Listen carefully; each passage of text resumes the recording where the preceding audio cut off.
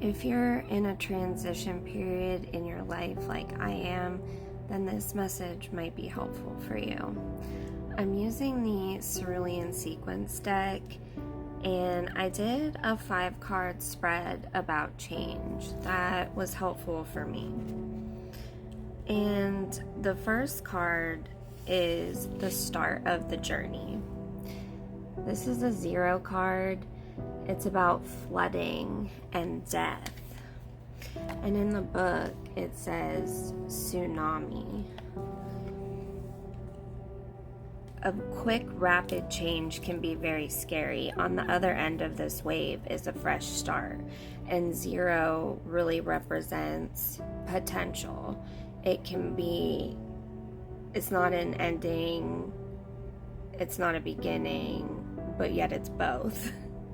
And this says, who are we when we are left with nothing? The timing yesterday, what is nothing? So this is rapid change, and whether this will resonate differently for everyone, but this makes me think of a flooding of emotions, a flooding of memories, the floodgates opening. When a flood happens, a lot of devastation can occur, but also the terrain kind of changes, and then once everything subsides and calms down a little bit, then we have to kind of pick ourselves back up, assess the damage, and see what to do next. The next card in this spread about change is the path toward it. It was a number 8 card that came out. So the path towards this change is going to require courage.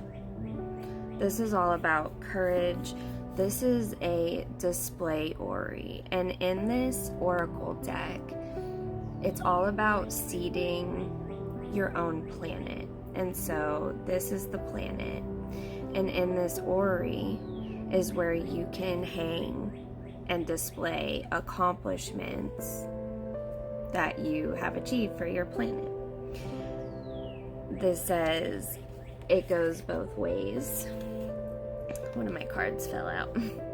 The spinning globe, the infinite loop. So just like 8, success, infinity, it also reminds me of the 0, the circle, the infinite loop. It says you need a hook, the keys, and the courage to keep going. There's a key on it. The globe represents the spinning loop of life. This card can also represent the 8 of Wands energy. It reminds us that things will continue on. The timing on it says tomorrow, ?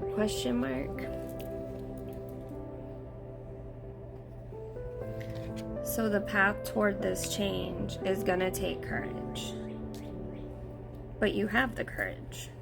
You just got to tap into it. The next card is the change. So number 3 came out, and number 3 is all about like creativity and flow. And this card is about the seeding spectacles, and it's about the vision. So your perception or way of thinking, perspective, is going to change once you put these seeding spectacles on. It's also about magic. This is the part that lets us dream. Put the glasses on, but don't forget to take them off. Open your third eye. So this is talking about embracing your magic, tapping into that, opening your third eye, tapping into your creativity. But you have to have balance. You have to take them off sometimes. We still live in the 3D world, and it can be easy to forget that if you get very immersed in your creativity and your spirituality, which is why it's important to stay grounded. Seeding differently, so changing your perspective. Spectacles, you have the vision already. Finish it. Look at it from another view. Believe the magic in front of you. Timing could be 3 weeks for some change happening. 3s could be significant. Maybe you've been doing meditations to open your third eye. The 4th card in the spread is about the work. It's a 9 card. And 9 is all about completion, resolutions, understanding, transitions.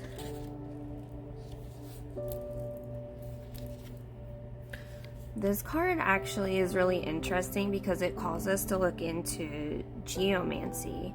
It says, look into geomancy for the answers you seek. Magic mixtures in the middle of the night. Learning how to let go of what you once had. There's the eye again for the third eye, right? Find the perfect mix. 9 p.m. could be significant. The quest is nearly over, and that scares me.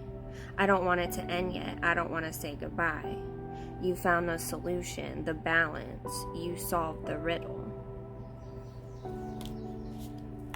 And the results of this work that we have been putting in